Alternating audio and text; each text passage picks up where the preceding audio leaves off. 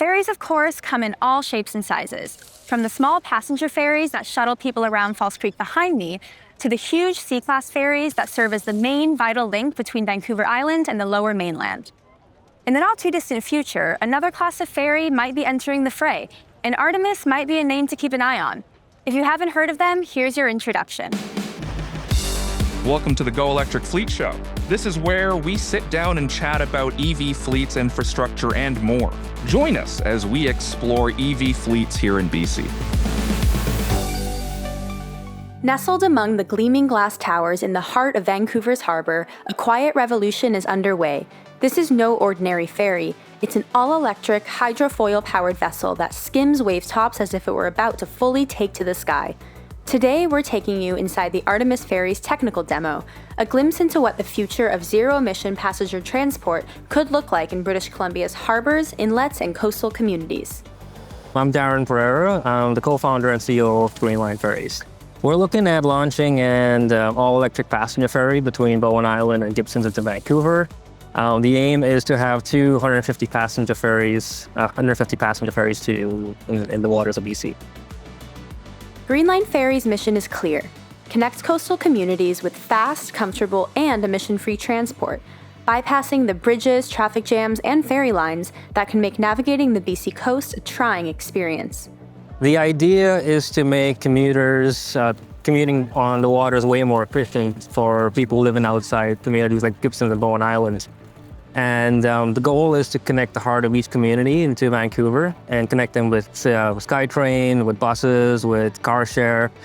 And the best way to do it is with an all-electric passenger ferry, with a high-speed passenger ferry, because it's good for the commuters in the sense that they can bypass all the bridges and the traffic, get connected to downtown Vancouver, and they're on a passenger ferry that's environmentally friendly. There's no emissions, there's no underwater radiated noise. And the waters of BC are actually really beautiful because I've sailed these waters quite a bit. And you can only imagine what it would be like to be in an electric ferry that's completely silent, with big windows, and you can actually enjoy the ride. It's almost like rejuvenating transportation in BC. You may find it easy to imagine yourself sitting at a window watching the scenery glide by as if you were watching a nature documentary. This is more than just transportation. This is perhaps one of the best ways to take in and experience all that marine transportation can be: quiet, smooth, and designed for connection. My name's David Tyler. I'm co-founder of Artemis Technologies. Artemis Technologies was founded 7 years ago as a spin-off from the Artemis Racing America's Cup Challenge. So we were developing and designing these high-performance sailboat catamarans using this hydrofoiling technology, which is really a game changer for the sport. By flying above the waves, we're seeing huge efficiency savings. The boats are able to operate at high speed, go 4 times the speed of the wind, and speeds over 60 miles an hour. So we wanted to bring that technology from high performance racing into the commercial maritime sector. And really the reason why was to support decarbonisation. People know about range anxiety on electric vehicles. Well, it's even worse with boats. Water's 800 times denser than air, so simply putting batteries in a standard vessel, they're significantly compromised in terms of speed and the range at which they can operate. And so by combining hydrofoiling technology, we're using anywhere between 70 to 90% less energy because of that reduction in drag.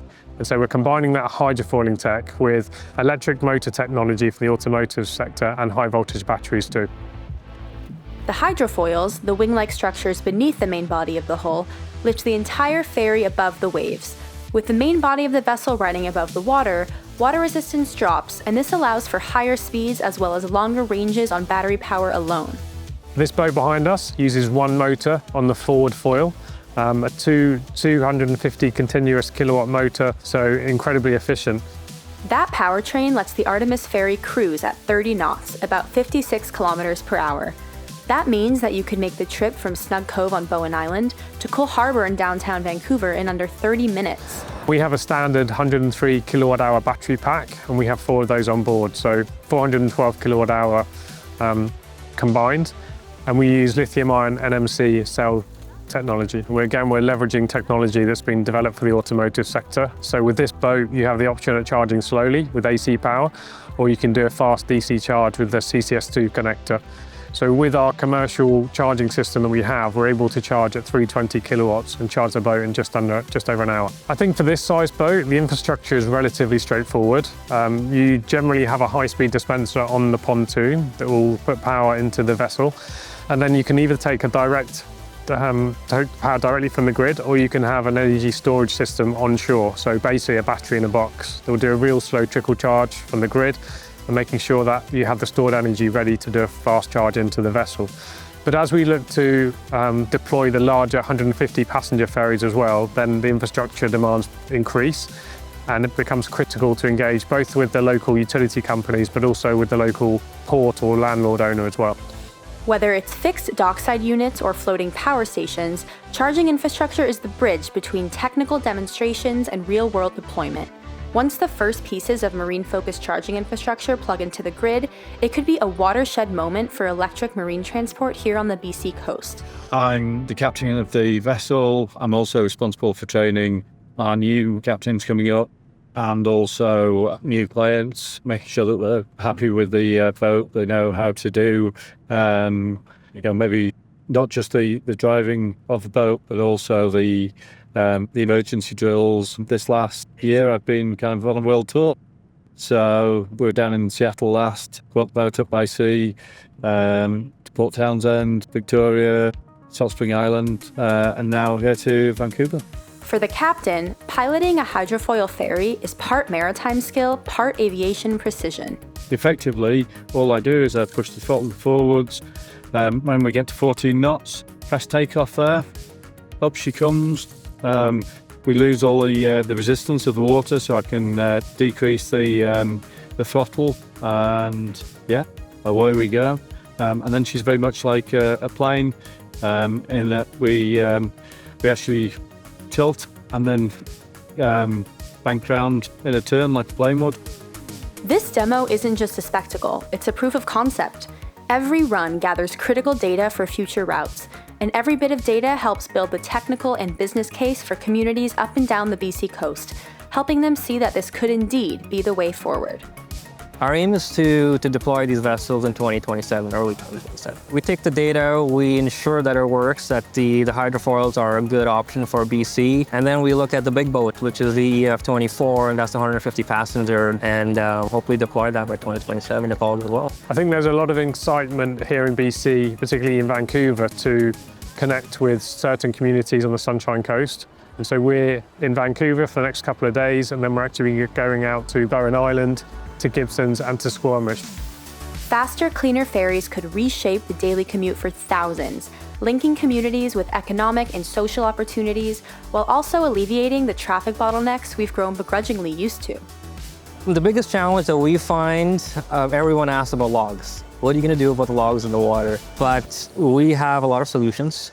For one, we have standard operating procedures that if you see a log, you avoid it, you slow it down, go around there. The foils are reinforced. We have technology on board that we're testing to ensure that it can detect logs. And so that's what we're going to use to ensure that we avoid logs. In order to ply our coastal waters safely, new technology and new solutions have to be deployed and pioneered. Demos like this one are just one part of the journey to a cleaner and greener future for all of us. Hundreds of thousands of British Columbians live along these coasts, and diversifying the portfolio of zero-emission transport options at our disposal is key to a cleaner, greener future. Thanks for joining us on this look at what our marine transportation future could look like, and we'll see you next time on the Go Electric Fleet Show. Make sure to subscribe to our channel for more updates on fleet electrification and other sustainable transportation solutions. Thanks for watching the Go Electric Fleet Show.